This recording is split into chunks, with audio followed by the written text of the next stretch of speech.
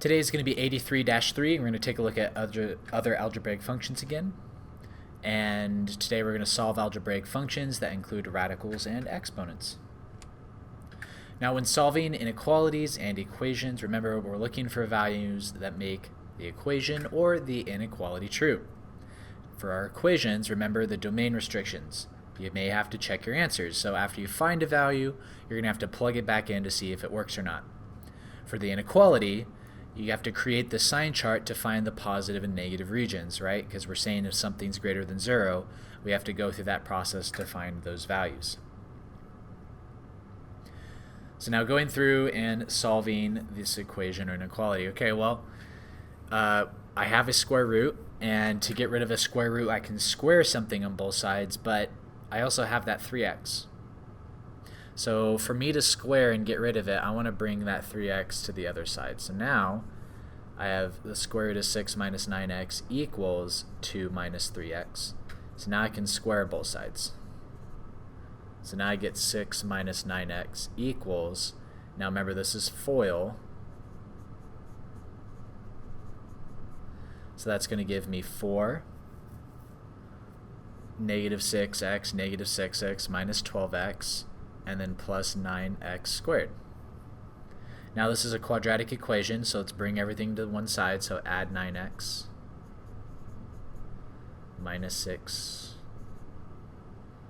So I'm going to get 0 equals 9x squared minus 3x minus 2. So let's see if I can try and factor this. Well, 9 times negative 2, it's negative 18. What factors of negative 18 can add to 3? So I have 1 and 18, 2 and 9, 3 and 6. Okay, so 3 and 6. So I can factor this 9x squared minus 6x plus 3x minus 2. Remember, this is like that x method. So factor by grouping, a factor out of 3x. So I get x minus 2. And then 1, so 3x. Oops. 3x minus 2. And so this factors into 3x minus 2 and 3x plus 1. And that equals 0. So now it's setting each one equal to 0. Well, let's double check. Let's see. Negative 6 plus 3, so that's negative 3. That gives me the negative 2 and the 9. Yep, so that works. So now setting each one equal to 0. I'm going to get x equals 2/3, and I'm going to get x equals negative 1/3. So now I need to plug these back in. So if I plug them back in, remember we have to avoid those domain restrictions. What if I plug these 2/3 back in? So I get the square root of 6 minus 9, 2/3. And then 3 times 2/3, does that give me 2? And so the 3's cancel out. This is a plus, sorry. So I get 2 plus, and then that cancels out. So I get 6 minus, that turns into 3, because 9 and 3 reduce. So 6 minus 6, that gives me 0. Does that equal 2? Yep, sure does. Now the other one. I have 3 times negative 1/3 plus the square root of 6 minus 9 times negative 1/3. Does that equal 2? So let's see if that reduces into 2. Well, 3's cancel out, so I get negative 1 plus the square root of 6. Now negative and negative is a positive. The 9 and the 3 reduce into 3. So then I get plus 3, so negative 1 plus the square root of 9, negative 1 plus 3, yep, that equals 2. So both of these are solutions. They both work. Now for example number 2, this one is an inequality. And so for inequalities, remember it's like a polynomial. We have to find the zeros and be able to put them on that number line and find the values that makes it true. Now for this one, it's kind of unique. So what if I said, what if I wanted to bring this x over here, and so I get 0 is less than or equal to x to the 4/3 minus x to the 2/3 minus 6. Now this one's kind of weird, it's kind of awkward, but this is part of the reason why we went over being able to do the substitution. Because this statement here, this is x to the 2/3 squared minus x to the 2/3 minus 6. Which means if I say u equals x to the 2/3, I could actually go through and factor this. And so this will become 0 is less than or equal to u squared minus u minus 6. Now if you're like, wow, I just really didn't see that, I get that. It's going to take practice. The more you practice this, the more you're going to see and the more you're going to notice. And I actually want to rewrite this because I want to compare it to 0 like that, because I want to see, is it greater than 0 or is it less than 0, because then I can actually determine if it's positive or negative. So then this is going to factor into u minus 3 and u plus 2. Is that greater than 0?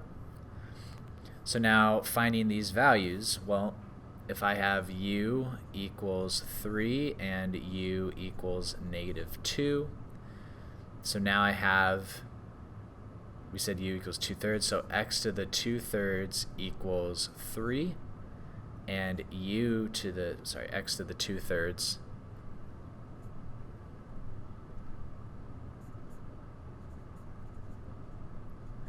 now we do not have a, so cool thing about this, because it's a cube root, right, I don't have to worry about domain restrictions. So I don't have to worry about that because there's no restriction to my domain here, because they're all unique values, because they're all cube rooted. So to get rid of this, I want to take the 3 halves to both sides. And so I'm going to get x equals 3 to the 3 halves. And then for here, I'm going to get 3 halves to both sides. And so I'm going to get x equals, now here's where an issue becomes, because if I take that negative 2 and I take that to the 3 halves power, well, how do I take a square root of a negative number? Right? So we're done there. We can't do anything else there. But in this case, though, I do get x equals, and if I cube this, that's 27, take the square root of 27. Okay, we're going to have to find where that is going to be on the calculator, but I know that this number is going to be between 5 and 6. So on my number line, if I said 5 is here, here's 6, here's the square root of 27, it's somewhere in between those values. And so it's only greater than, so it's going to be open circle.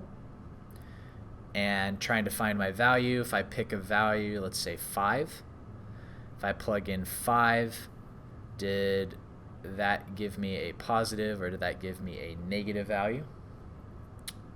So plugging that back into the original, if I get 5 here, I get 5 to the 2/3.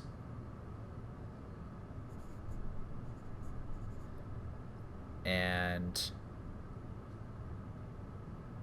actually, I'm going to let's plug it into this one.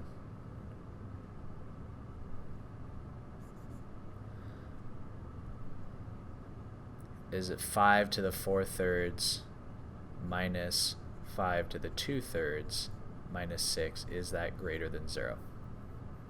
And so we're actually going to have to use our calculator for this.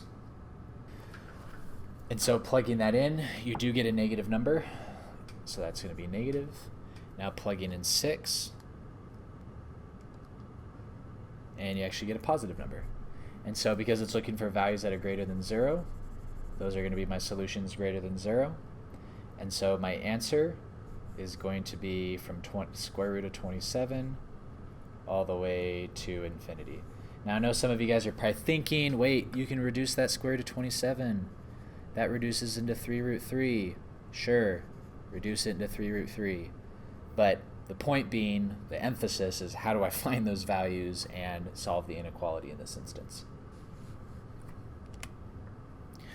Now this next one, this one's actually a little tricky. We're actually going to have to do this one by combining the denominators together. So if you notice, there is going to a 2 minus x that's in common, which is actually a good thing for us. So in this instance here, I do still get 3 times 2 minus x to the 1/3, and that's less than or equal to, this is going to be x over 2 minus x to the 2/3. And so because this is an inequality, right, we can't forget about that 2 minus x to the 2/3. I want to be able to combine these together. A way that I could combine these together is by finding the common denominator, and the common denominator here is going to be 2 minus x to the 2/3, top and bottom.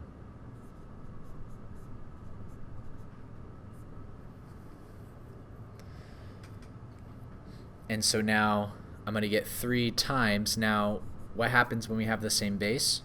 Right, I'll do this off to the side. I have 2 minus x to the 2/3 times 2 minus x to the 1/3.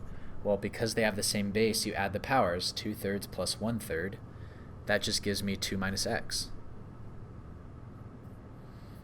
And this is still going to be over 2 minus x to the 2/3. And this is going to be less than or equal to x over 2 minus x to the 2/3. So now that I've done this, let's bring everything over to one side, right? It's a rational inequality. I'll multiply that 3 through. Why not? So now I'm going to get 6 minus 3x minus x all over 2 minus x to the 2/3, and that's going to be less than or equal to 0. So this is going to be a potential undefined value here. And so I can find that, and I can combine the top together. So I'm going to get 6 minus 4x over that 2 minus x to the 2/3. Now remember, when we have a rational equality, we need to find our zeros. We need to find our undefined values. So to find my undefined values, I'm going to say 2 minus x to the 2/3, set that equal to 0. Take the 3/2 to both sides. So I get 2 minus x equals 0, x equals 2. Then to find my 0, take the top, x equals 4x equals 6, and then divide both sides by 4, so I get x equals 3/2. So now I can take those values and put them on a number line. I have 3/2. Say that's 0. I have 3/2, and I have 2. So I can plug in values. So let's say I will plug in the 0. Maybe I'll plug in 1.75, and maybe I'll plug in 3. And these are closed circle, except the undefined value, of course. My bad. That's going to be open circle. Okay. So now plugging in the values and testing them. So what if I plug in 0? If I plug in 0 here, I'm going to get 6 minus 0 over 2 minus 0. Well, 2 to this number is still positive. So positive over a positive, that's going to give me a positive here. What if I plug in 1.75? Well, 1.75, 6 minus 4 times 1.75. Well, we may have to enter that in our calculator because that might determine if we're going to get a positive or negative or not. So 4 times 1.75, that gives us 7. Well, 6 minus 7 is a negative. So a negative divided by, well, 2 minus 1.75, that's still positive. So negative over a positive gives us a negative. And then the last, like 3, if I plug in 3, that's going to be a negative, that's going to be a negative, which is a positive. So that's going to be a positive. And so now we said that it's the values less than 0, and so that's going to be this region here. So my answer to the inequality is going to be from 3/2 all the way to 2. And that's going to be my answer. All right, in conclusion, what concepts were discussed today? What elements were different about these inequalities from other inequalities in the past? And what elements are similar? Now, I understand that some of these inequalities, it's kind of weird thinking about it in the terms of these like fractional exponents and how we manipulate them. But sometimes being able to manipulate them into those fractional exponents allowed us to solve it. If you noticed, if those were just radicals instead and we didn't shift it over into those exponents, probably would have been much more difficult to be able to solve it. As usual, if you guys have any other questions, please leave them in the comments.